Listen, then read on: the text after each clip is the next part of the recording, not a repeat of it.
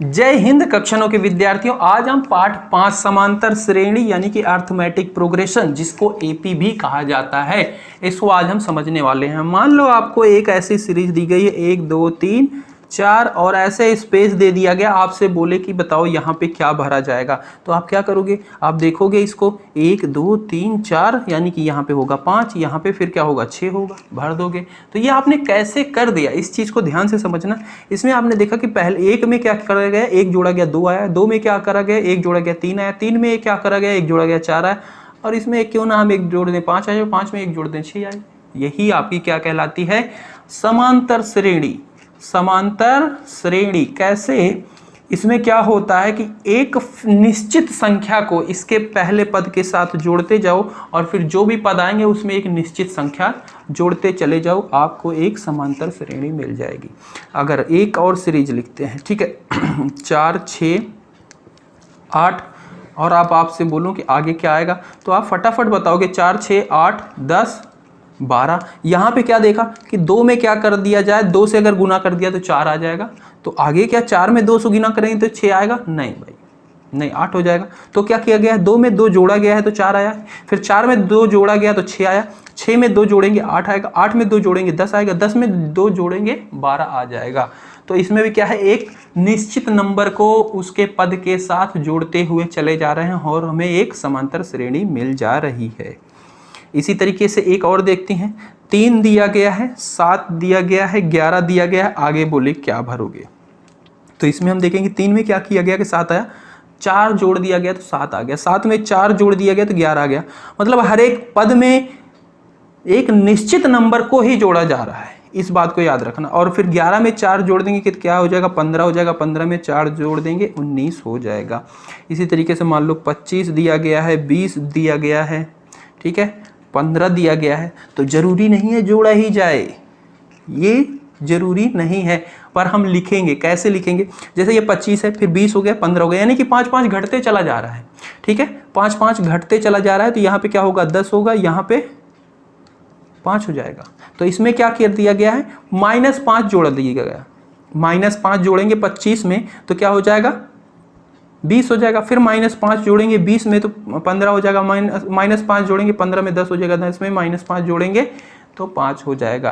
तो जोड़ा ही गया, पर कौन सी नंबर संख्या, ऋणात्मक संख्या, ठीक है। अच्छा मान लो 5 दिया गया है, 2 दिया गया है, -1 दिया गया है, -4 दिया गया, और बोले कि आगे आप भरो क्या होगा। तो इसमें भी देखो, तो 5 में क्या कर दिया गया, 3 को घटा दिया गया, मतलब -3 जोड़ दिया गया तो 2 आया, 2 में -3 जोड़ो तो -1 आ जाएगा, -1 में -3 जोड़ो -4 आ जाएगा, -4 में -3 जोड़ो -7 आ जाएगा, ठीक है। और फिर -7 में -3 जोड़ो तो -10 हो जाएगा, ठीक है। तो यानी कि समांतर श्रेणी क्या है, ये इसके पहले पद में, ये एक ऐसी सूची है जिसके पहले पद में एक निश्चित संख्या को जोड़ो और दूसरा पद आए फिर उस पद में भी वही निश्चित संख्या जोड़ते जाओ तो एक समांतर श्रेणी मिलती है। तो इसकी परिभाषा लिखो, एक समांतर श्रेणी संख्याओं की ऐसी सूची है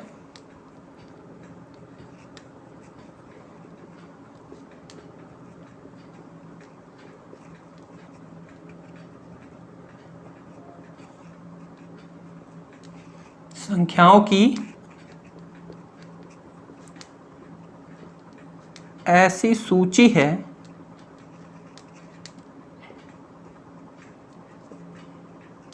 जिसमें प्रत्येक पद अपने पद में एक निश्चित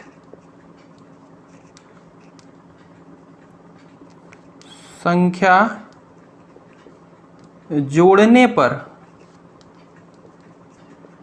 प्राप्त होता है, ठीक है। ये ऐसी सूची है जिसमें अपने पद में ही एक निश्चित संख्या जोड़ने पर प्राप्त होती सूची है, उसे समांतर श्रेणी कहा जाता है। इसमें एक चीज होती है, ये जो पहला पद होता है इसको रिप्रेजेंट करते हैं ए से, इसको बोलते हैं पहला पद, और जो वो निश्चित संख्या है जिसको जोड़ने से आ रहा है उसको रिप्रेजेंट किया जाता है डी से और उसे बोलते हैं सर्व अंतर। मतलब वो सर्व है, वो हर जगह अंतर क्या होगा, बराबर होगा। अगर इसके दोनों के बीच में अंतर निकाला जाए फिर भी बराबर होगा, इन दोनों के बीच में निकाला जाए फिर भी बराबर होगा। आप बोलोगे भैया 4 और 10 के बीच में निकालो, बराबर नहीं होगा। किन्हीं दो लगातार श्रेणी के बीच में अगर अंतर निकालोगे तो वो बराबर होना चाहिए, और अगर ऐसा किसी सूची में है तो वो आपकी समांतर श्रेणी कहलाएगी। इसके ऊपर क्वेश्चन भी आएगा, एक श्रेणी दी गई रहेगी, आपको बोलेगा कि इसको बताओ ये समांतर श्रेणी है या नहीं, तो उसके लिए क्या करोगे, आप डी निकालोगे। किसी दो लगातार नंबर को लोगे, जैसे ये इनके बीच में अंतर निकालोगे, 3 और 4 के बीच में अंतर निकालो, 1 आया। 4 और 5 के बीच में अंतर निकालो, 1 आया। ये क्या है, बराबर होगा, तो उसको आप बोल दोगे ये क्या है, समांतर श्रेणी है। ठीक है, और पहला पद तो जाहिर सी बात है होगा ही होगा कुछ ना कुछ। ठीक है, अब यहाँ पे एक क्वेश्चन मैं पूछूं आपसे, क्या आप इस वाली में बता सकते हैं कि ए क्या है, तो ए इसमें 1 है। डी क्या है, तो डी भी 1 है। इसके अंदर आप बता सकते हैं ए क्या है, हाँ जी 2 है। इसमें डी क्या है, डी भी 2 है, क्योंकि 2 2 जोड़ते हुए जा रहे हैं। इस वाले में ए क्या है, 3 है।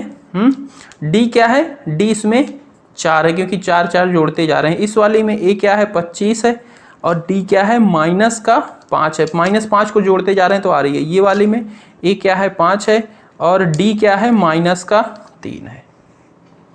यहाँ तक बात समझ में आई? हाँ, अगर इतना हो गया है तो इसको नोट कर लो। तो इसमें क्या हुआ, पहला पद आपका ए होता है, फिर दूसरा पद ए में क्या करते हैं, डी जोड़ देते हैं। अब इसी पद में फिर डी जोड़ देंगे तो ये क्या बन जाएगा, a + 2d बन जाएगा। अब इसी में फिर डी जोड़ देंगे तो ये a + 3d बन जाएगा। फिर इसी में d जोड़ देंगे तो ये a + 4d बन जाएगा। तो इस तरीके से आपकी समांतर श्रेणी होती है। जो आप इसमें बुक में पढ़ने वाले हो, इसको रिप्रेजेंट किया जाता है a1 से, इसको किया जाता है a2 से, इसको किया जाता है a3 से, इसको किया जाता है a4 से, इसको किया जाता है a5 से। तो यहाँ पे आप एक चीज देखोगे, अगर nवां पद बोलें, इसको पहला पद, दूसरा पद, तीसरा पद, चौथा पद, तो जैसे nवां पद निकालना है, जैसे चौथा पद निकालना है, तो उसमें d क्या है, 1 n से कम है। मतलब यहाँ पे 4 है, यहाँ पे 3 हो रहा है। तो यहाँ से एक नियम आता है, उसके पहले मैं इधर लिख देता हूँ कि a बराबर a होता है, a2 बराबर क्या होता है, a + d, ये वही चीज लिखी गई थी वहाँ पे। a3 प्लस बराबर होता है a + 2d, a4 a + 3d, a5 a + 4d। तो यहाँ पे nवां पद क्या है, nवां से d आपका क्या है, 1 कम है। तो यहाँ से एक नियम आ जाता है कि nवां पद निकालने के लिए an आपका बनता है a + n-1d। समझ रहे हो बात को? ये आपका नियम बन जाता है, इसको आप नोट कर लो। इस नियम से हम nवां पद निकाल सकते हैं। आपको कोई दिया गया होगा a और दिया गया होगा d, और फिर आपसे पूछ लेगा, मान लो 2 दिया गया है, d दिया गया है 3, और आपसे पूछ लेगा कि आप n10th पद निकाल लिए, तो आप क्या करेंगे, n10 के लिए a आपको पता है 2 और d आपको पता है 3, और यहाँ पे क्या होता है n-1, यानी कि 10 - 1 और d 3, और इसको हल कर लेंगे तो आपका आ जाएगा, 10 में से 1 जाएगा 9, और 9 त्रिक 27, 28, 29, तो 29 आएगा 10वें पद पे। इस तरीके से इसका हम यूज करेंगे। और d निकालने का नियम क्या है कि किसी भी दो लगातार संख्याओं का डिफरेंस, अंतर, जैसे a2 - a1 करोगे तब भी d आएगा, a3 - a2 करोगे फिर भी d आएगा। ठीक है, तो ये चीज होता है d निकालने का फॉर्मूला। d को निकालना बहुत ही कंपलसरी है। मान लो कोई क्वेश्चन दिया गया है, ऐसे सीरीज दी गई है, उसमें बोलो कि ये समांतर श्रेणी है कि नहीं, तो आप क्या करोगे, डी को निकाल के देखोगे। किसी भी दो लगातार संख्या को लोगे, इसका और इसका अंतर निकालोगे, जो आएगा, इसका और इसका निकालोगे, वो भी जो आएगा, दोनों अगर बराबर हैं तो आपकी समांतर श्रेणी है।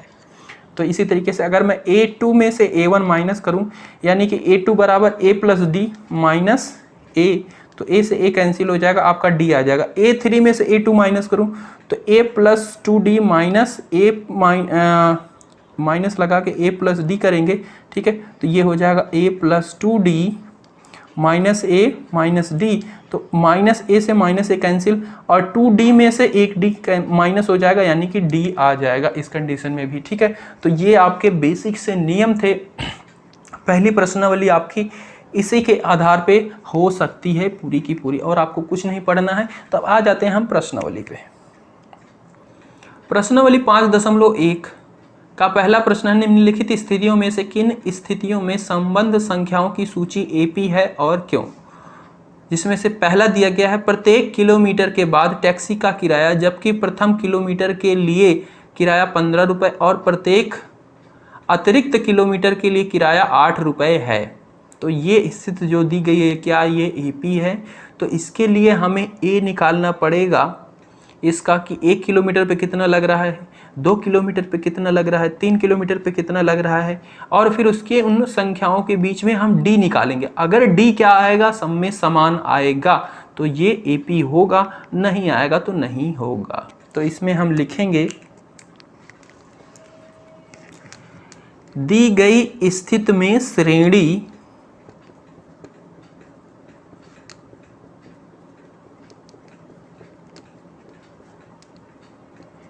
इसमें श्रेणी जो है, इसमें A1 क्या है, पहले किलोमीटर पे 15 रुपया लग रहा है, ठीक है, और उसके बाद हर एक किलोमीटर पे 8 रुपया 8 रुपया 8 रुपया लगते जा रहा है। तो दूसरे किलोमीटर पे क्या लगेगा, पहले पे तो 15 लग चुका था, ठीक है, पहले किलोमीटर पे, दूसरा 2 किलोमीटर जाएगा तो उसे 8 रुपये और देने पड़ेंगे। 3 किलोमीटर जाएगा तब कितने देने पड़ेंगे, 2 किलोमीटर में तो इतने ही हो गए थे, तीसरे किलोमीटर पे 1 और 8 देने पड़ेंगे, यानी कि ये कितना हो जाएगा, इसको अगर मैं जोड़ दूँ तो ये 23 हो जाएगा। 2 किलोमीटर पे उसने 23 दिए थे तो 23 में अब 1 8 और जुड़ जाएगा तो ये आपका 31 हो जाएगा। इसी तरीके से चौथे किलोमीटर पे, तो 3 किलोमीटर के लिए उसने 31 रुपये दे दिए थे, पर चौथे के लिए भी 8 रुपये और देना पड़ेगा, तो यानी कि ये क्या हो जाएगा 29। इसी तरीके से चलता जाएगा। अब इनके बीच में हम डी निकालते हैं, सर्वांतर। सर्वांतर क्या होता है, अगर A2 माइनस A1 बराबर हो A3 माइनस A2, ठीक है, ऐसा होना चाहिए, क्योंकि इनके बीच में हमें डी नहीं मिलता है, और डी क्या होता है, सर्वांतर होता है, वो सब जगह बराबर ही होता है। तो अगर A2 माइनस A1 करें, यानी कि 23 माइनस 15 करें, ठीक है, बराबर, और 31 माइनस 23 करें, तो ये क्या आ रहा है, ये आपका 8 आ रहा है, इधर भी 8 आ रहा है, यानी कि दोनों क्या है, बराबर है, ठीक है। तो यहाँ पर यहाँ A बराबर आपका 15 हो जाएगा और D बराबर आपका क्या हो जाएगा, 8 हो जाएगा, यह एक, और उसके बाद लिख दे देंगे, क्योंकि A भी मिल गया D भी मिल गया, D आप देख लो किसी में भी निकाल के सब में बराबर है, तो यानी कि ये क्या है, एक समांतर श्रेणी है। तो इसे लिखेंगे यह एक समांतर श्रेणी है, क्योंकि सभी पदों में अंतर 8 है, ठीक है, बस इतना सा लिखना और कुछ नहीं।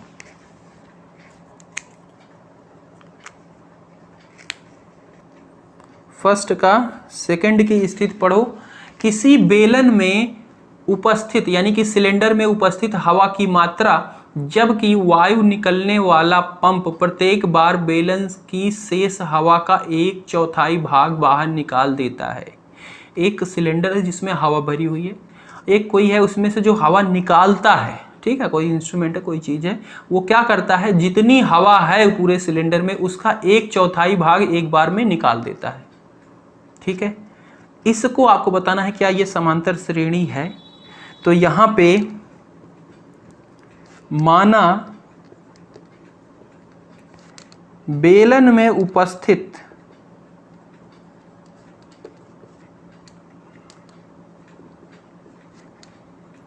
हवा की मात्रा A1 करके हम इसे B मान लेते हैं कि पूरे सिलेंडर में बेलन में जो उपस्थित एयर है, जो हवा है, वो क्या है, B है। तो A2 में क्या होता है, जब पहले में तो हमने V मान लिया, तो A2 में क्या होगा, इसी का 1/4 भाग निकाल दिया जाएगा, ठीक है। तो ये हो जाएगा B माइनस 1/4 गुना B, इसी का 1/4 भाग इसमें से घटा दिया जाएगा, निकालने का मतलब घटा दिया गया, और अगर जब हम घटा देंगे तो ये आपका क्या आ जाएगा, 3B/4 आ जाएगा, ठीक है, ये V है भाई, 1/4 इसी का b, तो ये 4 है और यहाँ पे v है, थोड़ा लिखने में दिक्कत है मेरे को, सेम ही लगते हैं मेरे। और इसी तरीके से जब तीसरी बार निकाला जाएगा तो इसका 1/4 भाग यानी कि 3b/4 माइनस 1/4 इसका 1/4 भाग निकाल दिया जाएगा। और जब निकालेंगे तो ये आएगा 9b/16। ठीक है, इसी तरीके से A4 जब चौथी बार निकाला जाएगा तो इसका जो बची हुई हवा है उसका 1/4 भाग निकाल दिया जाएगा।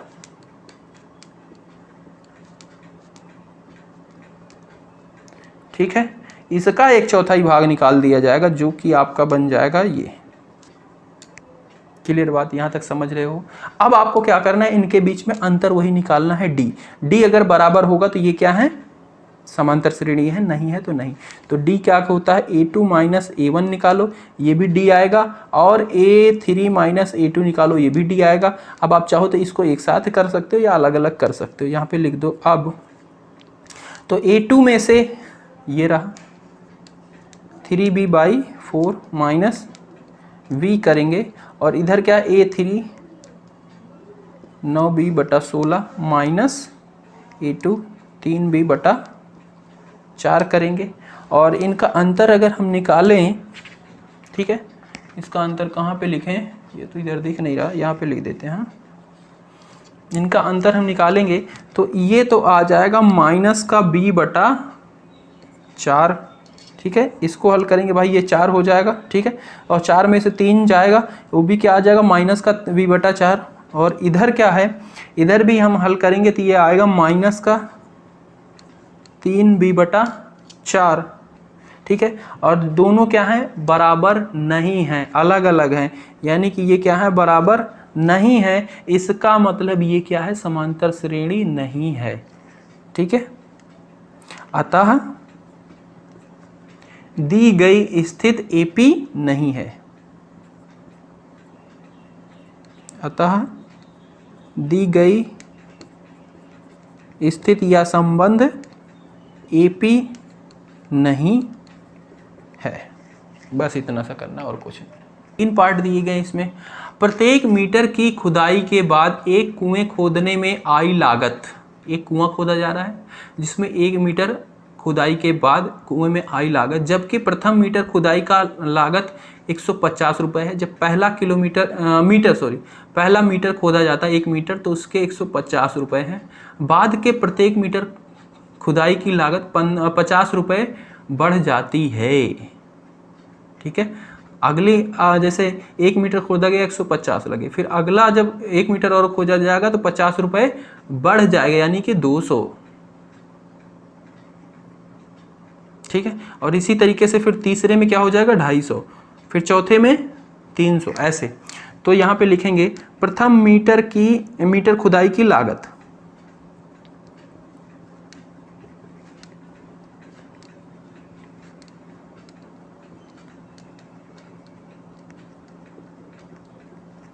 वो क्या है, 150 रुपये। इसी तरीके से द्वितीय या सेकंड मीटर खुदाई की लागत 50 रुपये बढ़ जाता है। ठीक है, 50 रुपये बढ़ जाता है, प्लस 50 यानी कि 200। इसी तरीके से तीसरे मीटर खुदाई की लागत, इसी को A1 A2 भी करके भी मैं लिख सकता था, बट ऐसे भी आप लिख सकते हो कि पहले A1 में ये वैसा भी लिख सकते हो। खुदाई की लागत उसकी क्या हो जाएगी, 250 हो जाएगी, 50 और बढ़ जाएगी। इसी तरीके से चौथे मीटर खुदाई की लागत वो क्या हो जाएगी, 300 हो जाएगी। ठीक है, अब यहाँ पे आपका वही A1 क्या है, यहाँ पे चलो लिख देते हैं इसको, ये हो गया। A2 आपका 200 हो गया, A3 आपका 250 हो गया, A4 आपका 300 हो गया। ठीक है, अब हमें D निकालना है। D के लिए वही A2 माइनस A1 अगर बराबर है A3 माइनस A2 तो D सेम ही होगा, अगर नहीं है तो अलग अलग होगा। तो A2 क्या है यहाँ पे, 200 माइनस 150, A1 ये है। A3 क्या है, 250 माइनस 200। ठीक है, तो यहाँ पे 50 आया, यहाँ पे भी 50 आया, और दोनों क्या हैं, बराबर हैं। ठीक है, तो इसमें लिखेंगे क्या, A आपका हो गया 150 और D आपका हो गया 50। अतः दी गई स्थिति एक एपी है। अतः दी गई स्थिति एक एपी है। जो दी गई है स्थिति वो क्या है, एक एपी है। ये फर्स्ट का चौथा देखना, इसमें दिया गया है खाते में प्रत्येक वर्ष का मिश्र धन पता होगा, कंपाउंड इंटरेस्ट, सीआई कहते हैं, एसआई नहीं, सीआई, सिंपल इंटरेस्ट नहीं, कंपाउंड इंटरेस्ट। जबकि खाते में प्रत्येक वर्ष का मिश्र धन, जबकि 10,000 रुपये की राशि 8% वर्ष की दर से चक्रवृद्धि ब्याज पर जमा की जाती है। चक्रवृद्धि ब्याज क्या होता है कि जैसे आपने 1 साल के लिए उस पर चक्रवृद्धि ब्याज लगा, ठीक है, तो अगले साल क्या होगा, जो ब्याज लगा के जो पैसे बने हैं उस पर भी लगेगा चक्रवृद्धि ब्याज, और फिर अगले साल क्या होगा, जो 2 साल पे ब्याज लग के पैसे हुएंगे उस पे लगेगा। तो ये बहुत तेजी के साथ बढ़ता जाता है। और सिंपल इंटरेस्ट क्या होता है, जो आपने मूलधन दिया है, जितने राशि लिया है किसी से, उसी पे लगता है इंटरेस्ट। बट इस कंपाउंड इंटरेस्ट में क्या होता है, जो हर एक साल इंटरेस्ट लगने के बाद बढ़ जाती है राशि, उसके ऊपर लगता है। तो इसलिए ये बहुत खतरनाक होता है, सीआई कंपाउंड इंटरेस्ट, ठीक है, चक्रवृद्धि ब्याज। तो यहाँ पे आपको जो दिया गया है, मतलब आपका मूलधन क्या है, मूलधन यहाँ पे पी जैसे मान लेते हैं हम, आपका प्रिंसिपल कहते हैं अंग्रेजी में ना, तो वो आपका 10,000 रुपये है। पहले साल कंपाउंड इंटरेस्ट का यहीं पे लिख देता हूँ भाई, सीआई या मिश्र धन, सीआई लिख देते हैं, आप चाहना तो मिश्र धन लिख देना, या चक्रवृद्धि ब्याज, सॉरी, चक्रवृद्धि ब्याज। इसका फॉर्मूला होता है मूलधन मतलब जो राशि दी गई है या ली गई है, प्लस ब्रैकेट 1 प्लस R/100, और इसकी पावर होती है समय। समय किस समय की बात हो रही है, 1 साल 2 साल, वो चीज़ वहाँ पे लिखी जाती है, ठीक है। तो पहले साल पे कितना लगेगा, सीआई चक्रवृद्धि ब्याज कितना लगेगा भाई, तो ये आपका सीआई लगेगा पहले साल। मूलधन आया आपका 10,000 ब्रैकेट 1 प्लस रेट आपको दिया गया 8%, तो 8/100। समय क्या है, पहला वर्ष है, और इसको हल करेंगे तो आपको मिलेगा 10,800। तो देखो 10,000 तो दिया था पहले साल ही, 800 रुपया ब्याज आ गया। अब A2 मतलब दूसरे साल क्या हो जाएगा दूसरे साल के लिए यही नियम लगाओ, तो ये 10,000 1 प्लस 8/100, और इसके ऊपर अब 2 लग जाएगा, ठीक है, डायरेक्ट 2, ठीक है। तो ये आपका हो जाएगा 11,664 रुपया। इसी तरीके से A3 का निकालेंगे 10,000 1 प्लस 8/100, इसकी घात 3 हो जाएगी, ठीक है, तीसरे साल में लग रहा है। तो ये आपका 12,597 दशमलव कुछ आ रहा है, ठीक है, नंबर में। तो ये हो जाएगा। तो यहाँ पे आप देखो, आपको सिर्फ देखना है इनके 2 नंबरों के बीच में अंतर, अगर बराबर है तो एपी है, नहीं है तो नहीं है। तो इसी तरीके से A2 minus A3 minus A2, और जब हम करेंगे तो ये आपको दिख ही रहा होगा, आप अंतर करके देखो इसमें और इसमें, और फिर इनके और इसमें, तो देखो आपको अंतर बहुत ही अलग दिखेगा, जो कि बराबर नहीं है, ठीक है। आप करके देखना, बराबर नहीं है। तो यहाँ पे लिख देंगे अतः दी गई स्थिति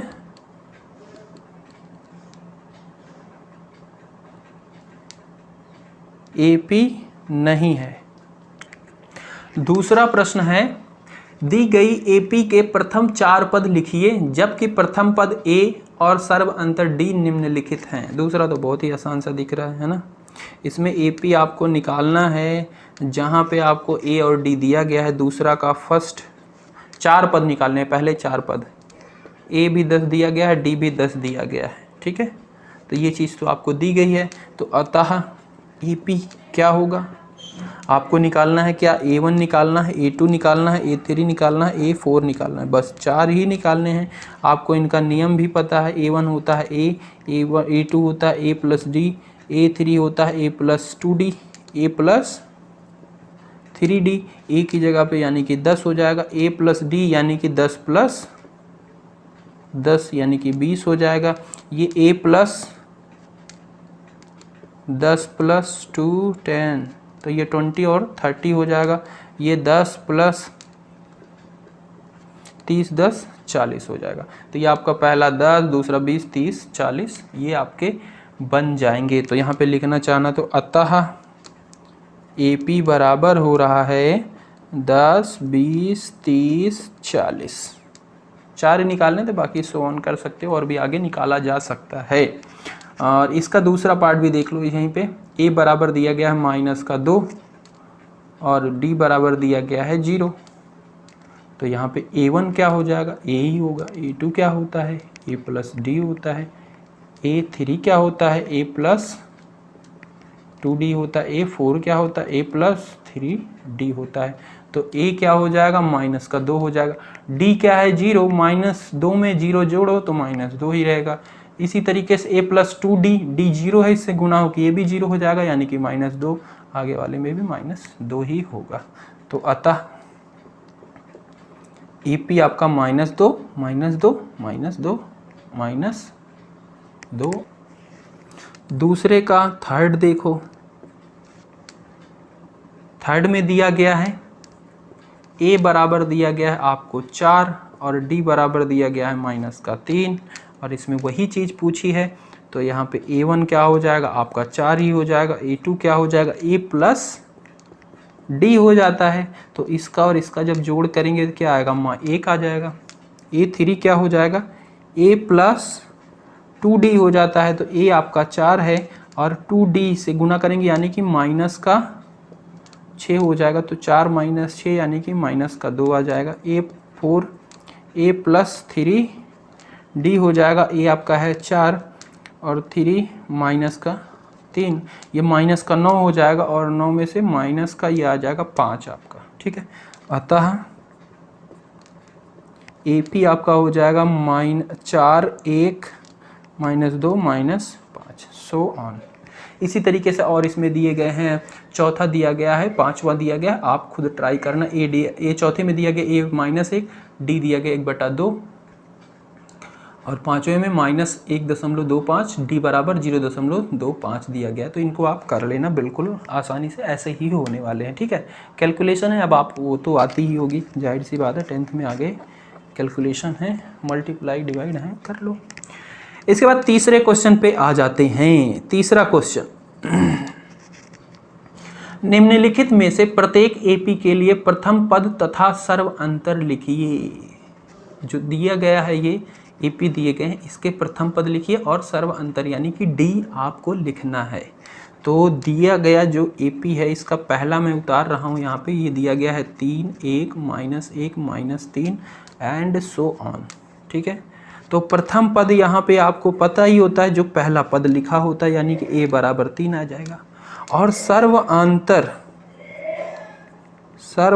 क्या होता है, D, जो कि आप किसी भी पद का अंतर निकालो, दो लगातार पदों का, तो वो सेम आता है। तो A2 -A1 कर लेते हैं भाई। तो A2 यहाँ पे है 1 और A1 क्या है 3, तो यहाँ पे आ जाएगा -2, ये हो जाएगा इसका उत्तर। दूसरा -5 दिया गया है, -1 दिया गया है, 3 दिया गया और 7 दिया गया है, ठीक है। तो ये प्रथम पद A बराबर -5, सर्व अंतर D बराबर क्या हो जाएगा, A2 -A1। A2 इसमें क्या है, -1 है और फिर -5 A1, ठीक है। और इसको हल करेंगे, -1 + 5 हो जाएगा और ये हो जाएगा आपका 4। क्लियर बात, प्रथम पद ये और इसका सर्वांतर 4 आ जाएगा। इसी तरीके से तीसरे का तीसरा दिया गया है, तीसरे का चौथा दिया गया है, आप उसे खुद ट्राई करेंगे, ठीक है। ओके, कोई दिक्कत होगी तो पूछ लेना, बाद में हम बता देंगे। आ जाते हैं चौथे प्रश्न पे। चौथे में देखो, इसमें तो बहुत सारे दिए गए हैं, कितने दिए गए हैं, 15 क्वेश्चन दिए गए हैं, ठीक है। निम्नलिखित में से कौन कौन एपी है, यदि कोई एपी है तो उसका सर्व अंतर ज्ञात कीजिए और उनके 3 पद लिखिए। इनमें से आपको सबसे पहले बताना है कौन कौन एपी है। अगर कोई एपी है तो उसके 3 पद भी आपको लिखने हैं। आगे जितने तो दिए गए हैं उतने तो हैं ही, उसके आगे भी 3 और आपको लिखने हैं। तो सबसे पहला इसमें देखते हैं, जैसे दिया गया है 2, 4, 8 और 16 और कह रहा है सो ऑन। तो सबसे पहले इसको चेक करना है क्या ये एपी है। तो इस पे हम मान लेते हैं भाई, मान क्या ए है, तो A1 आपका 2 हो जाएगा, A2 आपका क्या है 4 है, A3 क्या है 8 है, A4 क्या है 16 है, ठीक है। अब आपको D निकालना है, क्योंकि D के जरिए ही बताया जा सकता है AP है या नहीं। तो D क्या होगा, A2 माइनस A1 करेंगे, तो ये 4 माइनस 2 यानी कि 2। A3 पहले इसका और इसका निकाला, इनके बीच में अंतर निकालते हैं भाई, A3 A2, ये अगर बराबर आ जाएंगे दोनों तो AP है। A3 यानी कि 8 माइनस 4 यानी कि 4, ठीक है। तो यहाँ पे देखो अंतर क्या आया, 2 आया, यहाँ पे 4 आ रहा है, यानी कि A2 माइनस A1 बराबर नहीं है A3 माइनस A2 के। अतः दी गई श्रेणी AP नहीं है।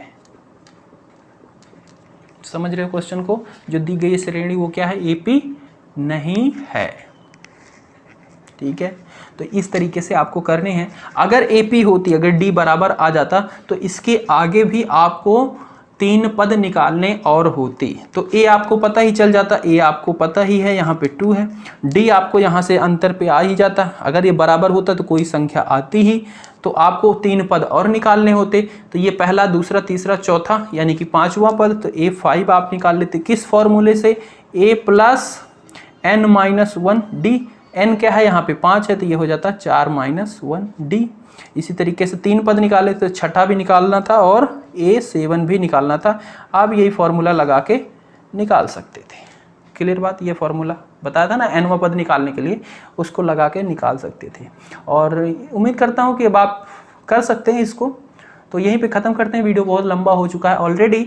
अगर कोई दिक्कत होगी और भी प्रश्नों में तो आप पूछ सकते हैं। आप अगर कोई दिक्कत हो तो कमेंट करके मैं आपको वीडियो प्रोवाइड कर दूंगा। बाय बाय, मिलते हैं अगली वीडियो में।